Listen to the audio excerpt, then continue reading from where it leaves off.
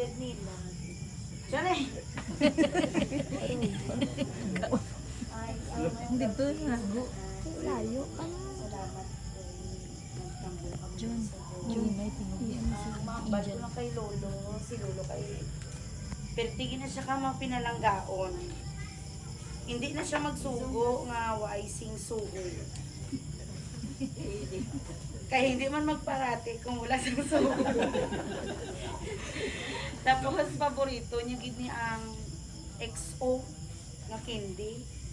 Mga ginadala niya ko sa kwarto. Ga, may harap ko din isang XO. Abi mo, anong gid nga candy ang iyayatag sa imo kay XO. Amo nang paborito niya. Tapos kung ginadulong niya ko sa eskwelahan, pod kami nila Junjun. Gabay kami. Kung kaisa galakat lang kami, ti malimtan ako ng ako nga ID. Tawagon naman sa ni Junjun siya amon katawag.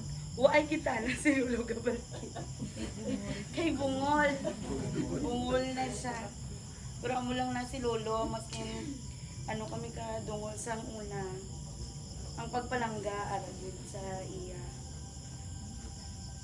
Kay damo man siya kwarta. Damo man kami kwarta, damo kami balon.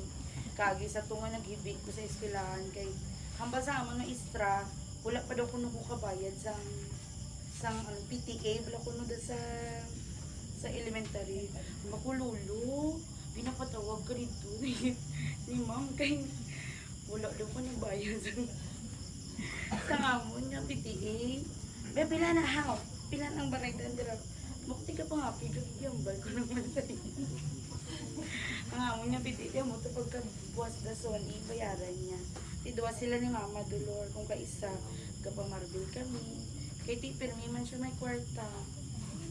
Amo ginamambal ko kay Lolo, kay ano, gid siya ng, sa maskin kay Sinong, ng Alwan, bala siya haw. Sa tanan, hindi lang sa mga apo, hindi lang sa mga kabataan, sa mga tanan nga magkadto diri kay damo kina diri nagakadto sa iya nga mga pariente niya, mga inablos, mga apo, pag mga amigo kay di damo man din siya sa mga kuan. Walang tumambal ko kay wala dito ka prepare. Junjun ikaw naman.